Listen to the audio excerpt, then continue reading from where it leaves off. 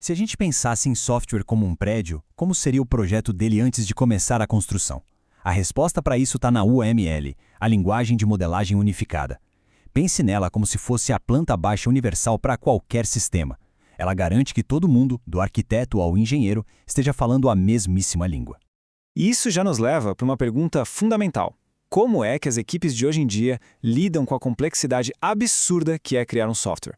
Como garantir que aquela ideia inicial se transforme num produto que realmente funciona de forma coesa? É exatamente para resolver esse tipo de desafio que a UML foi criada. Então, vamos mergulhar nisso. Nosso roteiro aqui é bem direto, tá? Primeiro, vamos entender o que é o ML. Depois, para que ela serve na prática. E aí a gente vai explorar 3 dos diagramas mais importantes: o de casos de uso, o de classes e os de comportamento. Vamos lá. Parte 1. Começando pelo mais básico de tudo. Afinal, o que é o ML? A sigla UML significa Linguagem de Modelagem Unificada. E a palavra-chave aqui, sem dúvida, é padrão. É uma linguagem visual, sabe, com símbolos e regras bem definidas, que permite que qualquer pessoa da equipe, qualquer uma mesmo, possa bater o olho num diagrama e entender a arquitetura, o comportamento e as pecinhas que formam o sistema. Agora, a parte unificada do nome é o que torna a UML tão especial. Ela não surgiu do nada, não. Foi, na verdade, o resultado da união das melhores ideias de vários pioneiros na computação lá dos anos 90, como o Grady Book, o James Rombal e o Ivor Jacobson. A UML basicamente pegou o que havia de melhor em cada método que eles criaram e juntou tudo em um padrão só, super poderoso e que hoje é aceito pela indústria inteira. Parte 2. Ok, a gente já entendeu que a UML é um padrão. Mas voltando para a nossa analogia da planta baixa, para que ela serve exatamente no dia a dia? Vamos dar uma olhada. Olha, os diagramas UML são muito mais do que uns desenhos bonitinhos.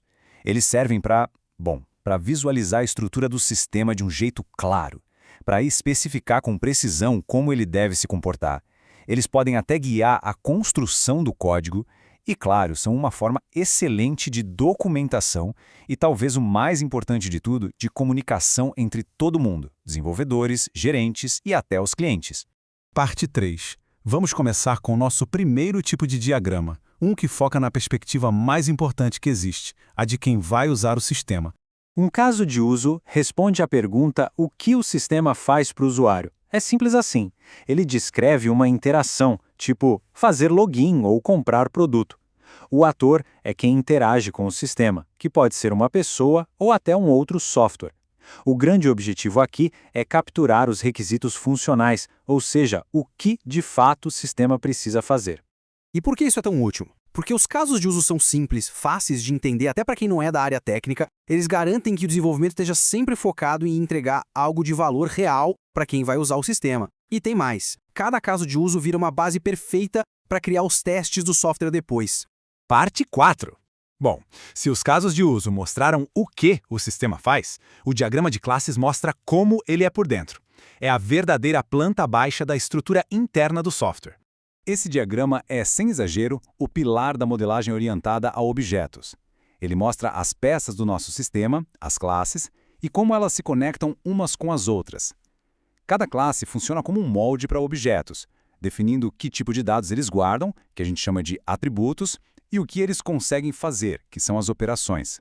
Essa imagem dá uma ideia de como esses diagramas são. Mesmo sendo um exemplo genérico, dá para a gente imaginar classes como cliente, pedido e produto.